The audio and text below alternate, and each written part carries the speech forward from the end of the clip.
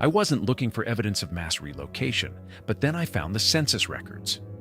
The pages appeared in municipal archives, filed between routine tax assessments and property transfers. Nothing marked them as significant, but something about them refused to settle.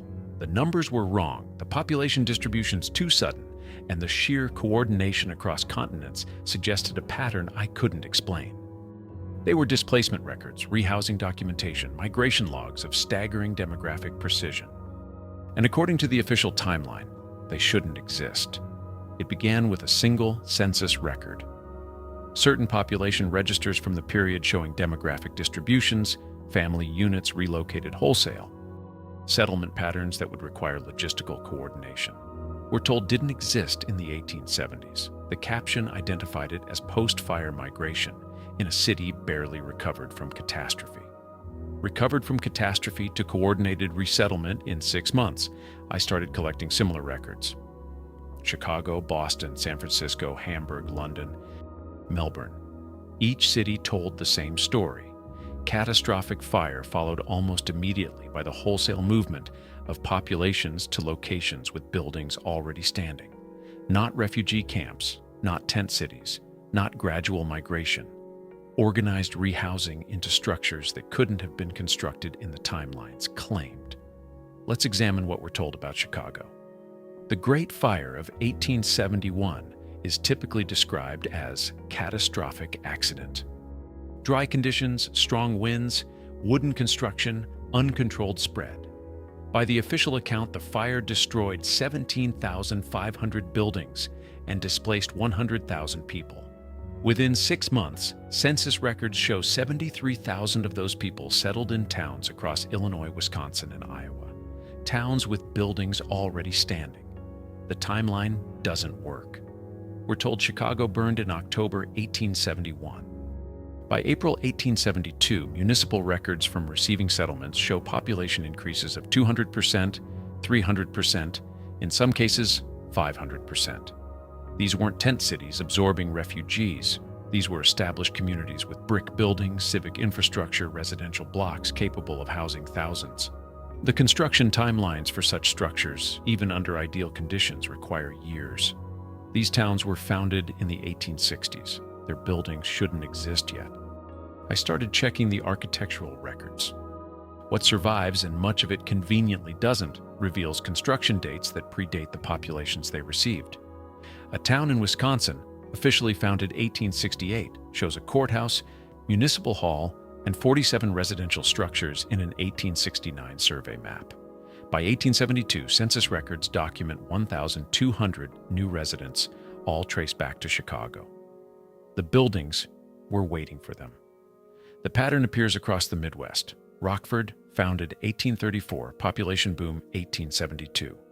La Crosse, settled 1842, massive influx 1872.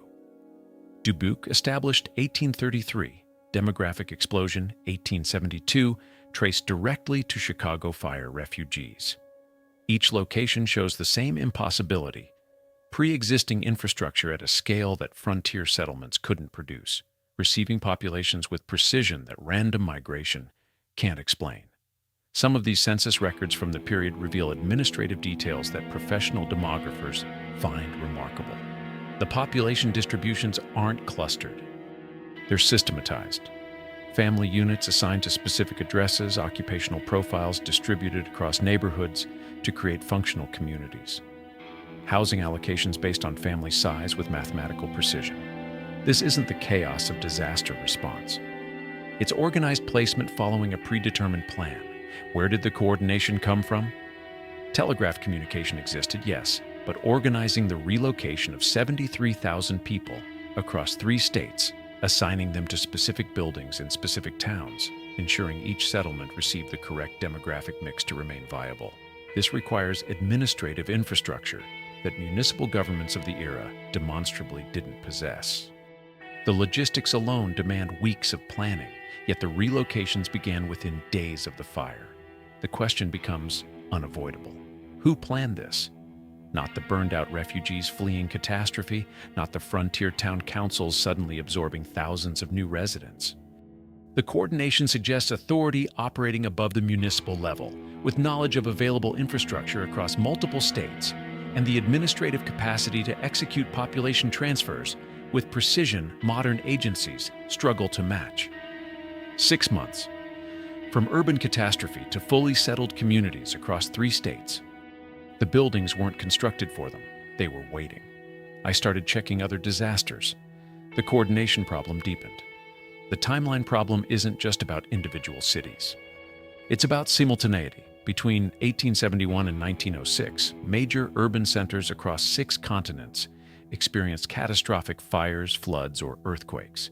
Each disaster followed the same pattern, and each relocation program operated with identical logistical precision.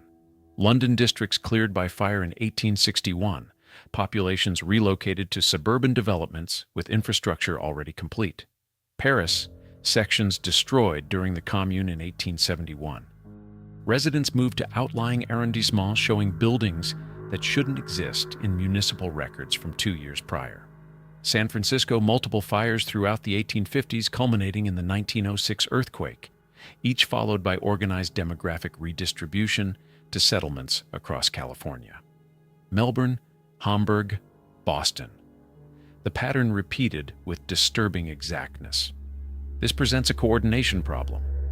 We're expected to believe that municipal governments on opposite sides of the planet independently developed identical disaster response protocols, that they arrived at the same logistical solutions without communication, that they each somehow possessed knowledge of available infrastructure in distant locations and the administrative framework to execute mass relocations with precision. The communication technology of the era makes this impossible. Telegraph networks existed but were limited, expensive, and subject to significant delays. International coordination requiring real-time demographic data, infrastructure assessments across continents, and synchronized population transfers would demand communication infrastructure that demonstrably didn't exist. Yet the programs operated as if directed by a single administrative authority with complete knowledge of global building availability. Consider what such coordination requires. Accurate census data from disaster sites, real-time assessment of casualties versus survivors, knowledge of every available building and potential receiving locations, transportation logistics for moving thousands of people across hundreds or thousands of miles, administrative personnel to process relocations, assign housing, integrate populations into existing communities, and all of this executed within weeks of the precipitating disaster. The official explanation is independent response to local disasters. Similar crises producing similar solutions. But identical logistical frameworks don't emerge independently. They require coordination, and coordination of this scale across this distance during this period requires pre-planning that contradicts the narrative of reactive emergency response. The question becomes unavoidable. Where did the buildings come from? Not the people. We can trace population movements through census records, but the structures receiving them. Towns founded in the 1860s showing civic buildings, residential blocks, water systems in 1872 census maps, buildings that shouldn't exist in newly established settlements. Some of these census maps from receiving settlements reveal architectural details that professional urban planners find remarkable. Not simple wooden structures hastily erected, but brick construction, multi-story buildings, municipal infrastructure requiring years of skilled labor to complete. Towns officially founded a decade earlier showing development patterns consistent with 50 years of continuous construction. I examined survey maps from Iowa settlements dated 1869. The towns show gridded streets, a courthouse, multiple commercial blocks, residential neighborhoods organized by density. The architectural notation indicates permanent construction, masonry foundations, slate roofing, glass windows. This level of development requires substantial capital investment, skilled craftsmen, and time. Yet these towns were supposedly wilderness 3 years prior. The pattern appears in settlement after settlement. Rockford's 1870 survey shows 127 buildings of permanent construction in a town founded 1834. By standard frontier development timelines, a settlement 36 years old might reasonably possess such infrastructure. but Rockford's population in 1870 was 387. The building-to-population ratio makes no economic sense. Who constructed buildings for populations that didn't yet exist? Census records from 1872 post-Chicago fire show Rockford's population jumped to 1,842. The building count remained essentially unchanged. The infrastructure was already complete before the populations arrived. The program wasn't creating settlements, it was filling them. The architectural sophistication poses its own questions. These weren't log cabins or simple frame houses.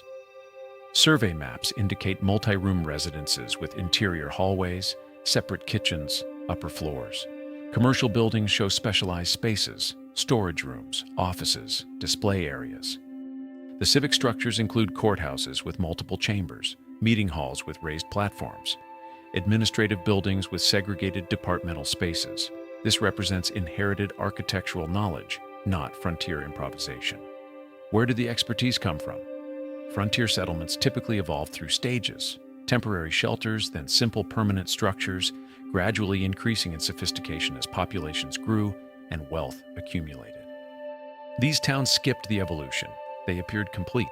I obtained property records from receiving towns across the Midwest. When these documents exist, and often they don't, they reveal gaps precisely where documentation should be most robust. Deeds with missing dates, ownership transfers without previous owners listed, construction permits for renovations of buildings with no original building permit on file. The pattern appears in county after county. A building stands in an 1872 photograph. The property deed shows transfer to a Chicago fire refugee that same year.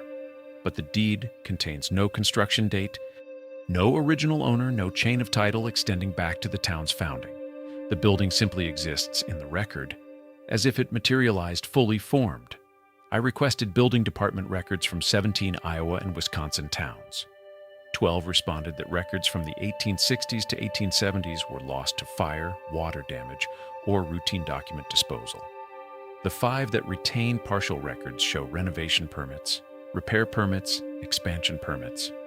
Not one shows an original construction permit for the buildings receiving relocated populations. This absence isn't random degradation. Municipal governments maintain building records for tax assessment, legal disputes, infrastructure planning. These are among the most carefully preserved documents in any archive. Yet precisely the documents that would explain when and how these buildings appeared have systematically vanished. Where documentation survives, it raises more questions than it answers. A deed from Dubuque dated 1872 transfers a 3-story brick commercial building to a family relocated from Chicago. The deed lists no construction date. A property tax record from 1869 assesses the same building but lists no owner. The structure existed in the tax base 3 years before anyone officially owned it. Municipal archives in La Crosse contain building permits from 1872 to 1875 for interior modifications, plumbing upgrades, roof repairs. Every permit references an existing structure. Not one documents original construction. The town was founded in 1842, 30 years of development, and the only building permits that survive document modifications to buildings that officially were never built. The absence of documentation is itself documentation. It reveals what someone didn't want preserved. Construction records would answer fundamental questions. Who designed these buildings? Who financed them? Who performed the labor? When were they actually built? The systematic elimination of this evidence suggests those answers would contradict the accepted timeline. Property files with missing pages, building department records lost to fires at remarkably convenient moments, deed transfers showing buildings changing hands without any record of their origin. The gaps appear precisely where clarification would emerge, but some documentation survived. And what survived made the official timeline impossible to maintain. Some of these images from receiving settlements reveal details that should vary wildly across regions, but they don't. The same window treatments appear in buildings separated by 1,000 miles. The same brick bonding patterns, the same roof pitches, the same door placements, as if the builders were working from a common template. Photographs from an Iowa town founded in 1867 show residential buildings with identical fenestration to structures in a Wisconsin settlement established in 1865. Not similar, identical.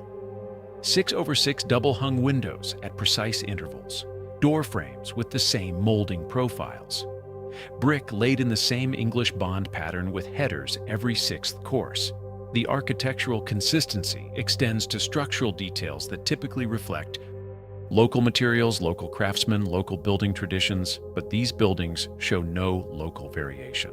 A courthouse in Rockford displays the same cornice detailing as a municipal hall in Dubuque, 150 miles away.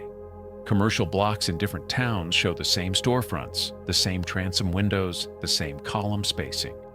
The repetition suggests standardization at a level frontier construction shouldn't achieve. I compared building photographs from 17 settlements across Iowa, Wisconsin, and Illinois. The residential architecture follows consistent proportions: room heights, window placement, roof angles, all within narrow tolerances. This level of uniformity requires either detailed architectural plans distributed across regions or components manufactured to precise specifications and shipped to multiple locations. The evidence points toward mass production. Certain window frames, door assemblies, decorative brackets show machining marks consistent with factory production. The brick sizes are standardized across settlements in ways that hand-molded frontier bricks wouldn't be.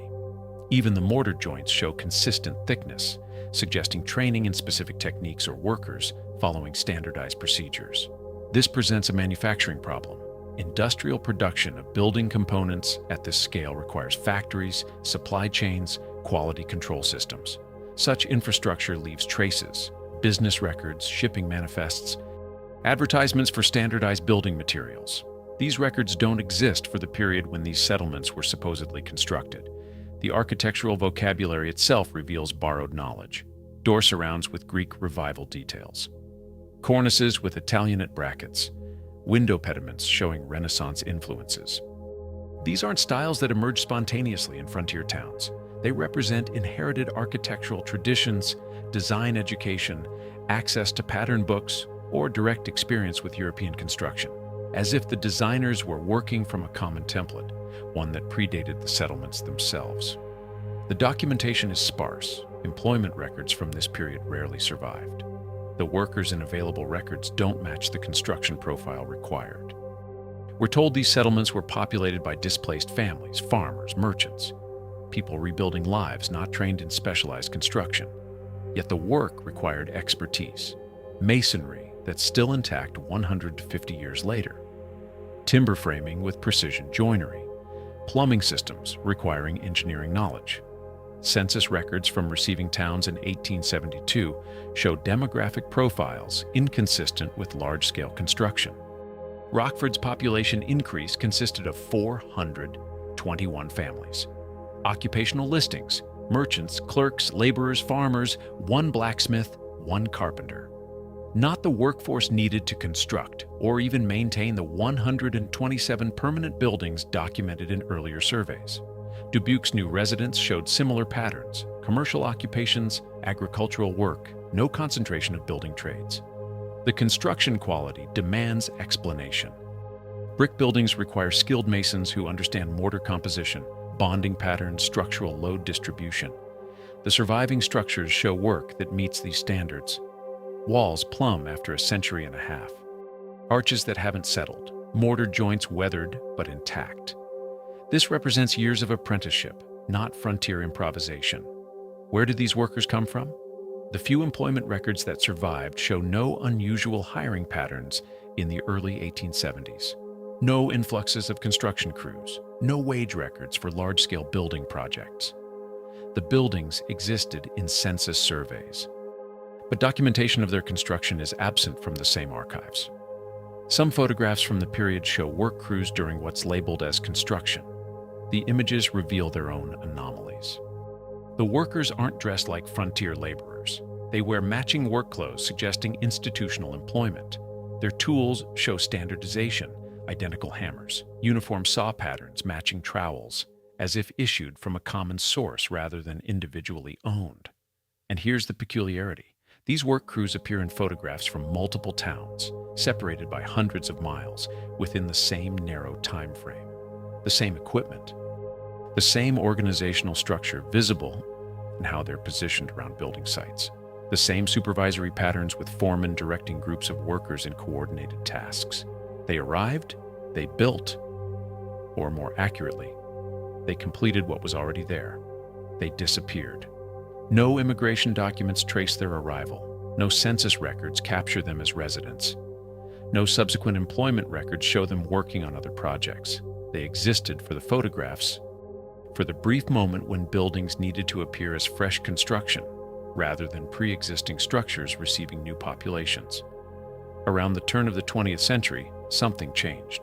Settlements established after 1900 lack the characteristics of their predecessors. The construction quality diminishes. The architectural sophistication vanishes. The standardization disappears, as if the source providing these buildings had been cut off.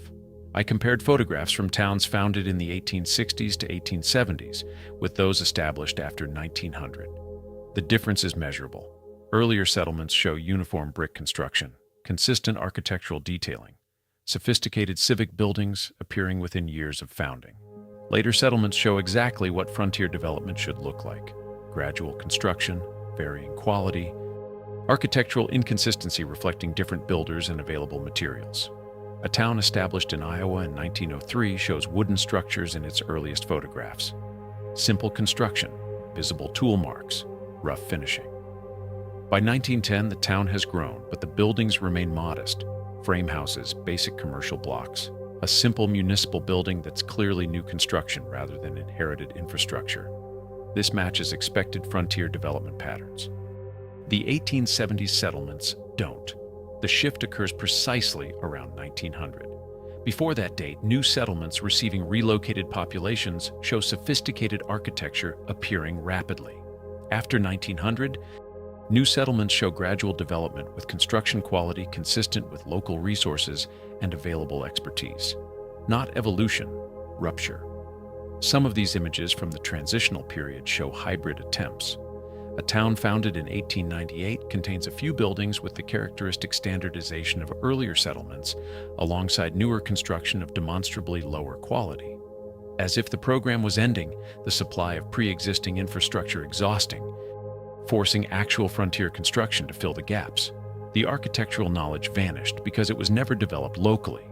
The building techniques disappeared because they were never learned by the populations inhabiting these settlements. The capability existed as long as the source remained accessible. When that access ended, so did the sophistication. Societies advance. They build on previous knowledge. They don't suddenly lose the ability to construct what they'd supposedly mastered a generation before. Unless the knowledge was never theirs to begin with, unless they were occupying infrastructure they hadn't built, following maintenance procedures they hadn't developed, living in an architectural environment they'd inherited without understanding its origin. The rupture marks the moment when the program ended and actual frontier construction became necessary. I reached out to municipal historians, census experts, architectural preservation societies. I asked simple questions. Where did the buildings come from? How were populations relocated so efficiently? Who coordinated the program across continents? The silence was overwhelming. Not hostility, not defensiveness, just disinterest, as if the questions themselves were irrelevant. The buildings exist, therefore they were built. The census records document migration, therefore people moved. The timeline is established, therefore it's accurate. The official record is complete, therefore no investigation is needed. But the official record isn't complete. It's riddled with gaps, inconsistencies, and convenient omissions, and the few historians willing to engage eventually retreat behind the same refrain: insufficient evidence for alternative explanations. Insufficient evidence. The census records are evidence. The property gaps are evidence. The architectural standardization, the impossible timelines, the coordinated relocations, all evidence. The question isn't whether evidence exists, it's whether we're permitted to examine it honestly. I presented documentation to a preservation society board, census maps showing buildings before populations, property deeds with no construction dates, photographs revealing architectural consistency across vast distances. The response was polite dismissal, standard frontier development patterns, common architectural influences, normal archival degradation. Each anomaly explained individually as if the pattern didn't exist. When I pressed on the coordination required for simultaneous relocation programs across continents, the conversation ended. Quote 0. The evidence showing coordination was dismissed because it didn't include documents saying, "This is coordination." A municipal archivist acknowledged the missing building permits, the gaps in property records, the absence of construction documentation, then explained it as typical of the period. Records were poorly maintained. Fires destroyed archives. Document retention wasn't standardized. True for some losses, but systematic gaps precisely where explanation would emerge. That requires different interpretation. The pattern of institutional response is consistent. Individual anomalies acknowledged, then contextualized as normal variations. The larger pattern ignored. Questions about coordination deflected as speculation. Evidence of pre-existing infrastructure reframed as misinterpretation of frontier development timelines. The investigation itself treated as suspect, as if examining documented inconsistencies represents ideological bias rather than scholarly inquiry. But some evidence wasn't meant to stand out. An image that wasn't meant to stand out shows workers during a building renovation in a Wisconsin town founded in 1872. They've removed exterior siding to access structural elements beneath. What they found changed the restoration plan. Behind the visible construction lay older materials, different techniques. The building wasn't constructed in 1872. It was repurposed. The photograph captures the moment of discovery. Workers stand beside exposed brick showing weathering patterns inconsistent with the building's official age. The mortar has degraded in ways that require decades, not the 20 years between supposed construction and the renovation. The bricks themselves show manufacturing techniques that predate the settlement's founding. This pattern appears in multiple settlements where deep renovations occurred. A commercial building in Dubuque undergoing foundation repair in 1891 revealed stone footings using construction methods documented in Europe but supposedly unknown in frontier America. The stones showed tool marks from specialized equipment that frontier builders wouldn't possess. The foundation extended deeper than necessary for a two-story structure, suggesting it originally supported something larger. Workers find construction that predates the official timeline. The findings are typically sealed away. The renovations proceed according to plan, and the discoveries vanish into municipal basements where they never see scholarly examination. A renovation report from 1903, preserved in a private collection, documents work on a courthouse built in 1868. The contractors note in their assessment, existing masonry of quality exceeding current standards. Original construction date uncertain. Foundation shows evidence of previous structure. The report recommends building around the existing work rather than replacing it. No follow-up investigation into what previous structure meant. The finding noted, then buried in routine documentation. These discoveries reveal layers beneath layers. The buildings presented as frontier construction from the 1860s to 1870s contain elements that shouldn't exist in that context. Advanced engineering, sophisticated material use, evidence of planning and expertise that contradicts the accepted narrative of rapid settlement development. What were these buildings before they became civic structures and commercial blocks for relocated populations? The renovations expose the truth accidentally. Then institutional inertia ensures the exposure remains limited, documented but not examined, preserved but not publicized. Let me be precise about what we're examining here. Between approximately 1871 and 1906, cities across 6 continents experienced catastrophic disasters. In each case, displaced populations were relocated to settlements with pre-existing buildings.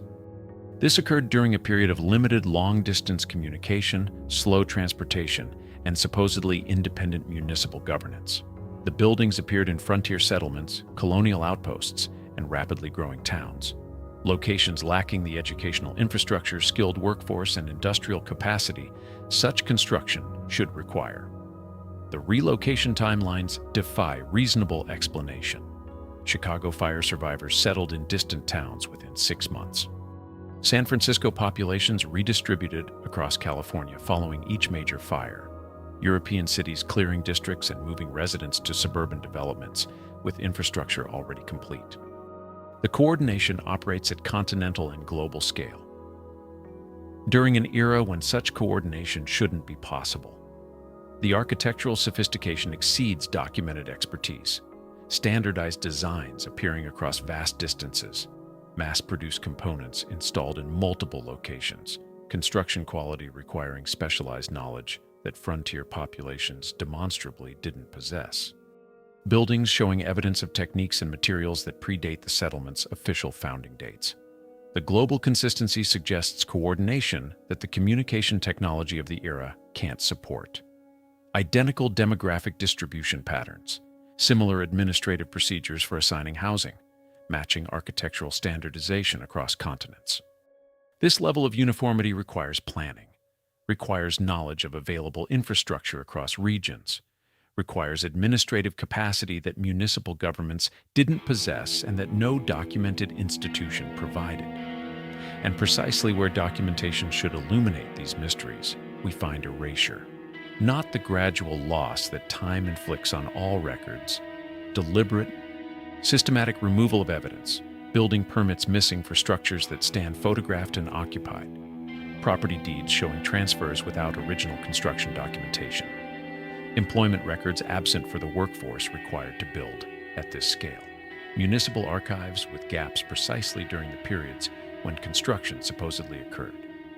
The conventional explanation requires us to believe in remarkable coincidences that dozens of cities independently experienced catastrophes within a 35-year window, that each independently organized identical relocation programs, that frontier settlements possessed sophisticated buildings before populations arrived, that construction workforces materialized without documentation, that architectural standardization emerged without coordination, that property records vanished precisely where they'd explain the mystery, that renovation discoveries revealing older construction are mere anomalies, that institutional scholars have no interest in investigating documented inconsistencies. How many coincidences before we're obligated to consider alternative explanations? The evidence points to something far more systematic, a coordinated program operating across continents. Pre-existing infrastructure built by a civilization with industrial capacity, architectural knowledge, and organizational sophistication that the official timeline doesn't acknowledge. Disasters, whether natural or orchestrated, serving the function of clearing populations from this infrastructure.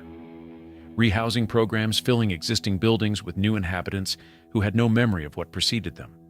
The program wasn't building new settlements for refugees, it was repopulating existing infrastructure after systematically clearing the previous inhabitants.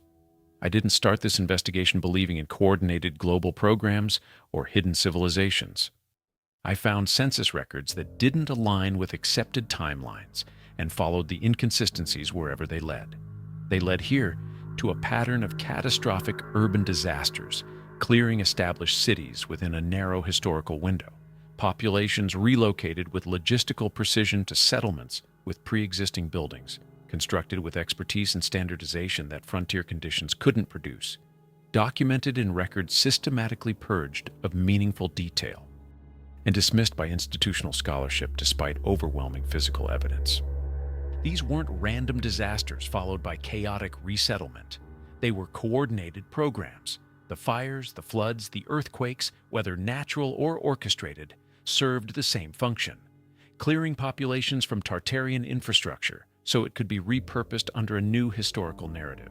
The rehousing program filled existing buildings with new inhabitants who had no memory of what preceded them. The pattern is too consistent to dismiss, the coordination too precise to be coincidental, the architectural evidence too substantial to ignore. What knowledge did these buildings represent? Who possessed the industrial capacity to produce standardized components at continental scale? What civilization built the infrastructure that 19th century settlers were told to believe they'd constructed themselves? And what happened to erase both the builders and the building techniques from historical memory? The census records remain. The buildings still stand, those that haven't been demolished or renovated beyond recognition. The evidence persists despite generations of careful neglect. But the answers, those are sealed behind archival doors we're told don't need opening, hidden in documents we're assured don't exist. buried beneath explanations that collapse under scrutiny but remain unchallenged by institutional scholarship. I wasn't looking for proof of a reset. I was looking for an explanation that fits the evidence. And the further I dug, the clearer it became. Whatever populated those settlements, it wasn't the disaster refugees we see in our history books. It was something larger, something coordinated, something that required pre-existing infrastructure and a program to fill it with populations who'd never questioned its origin. The settlements stand as monuments to that program, functional, standardized, and utterly unexplained. What else did we inherit without knowing its origin? And what else was taken from us before we even knew it existed?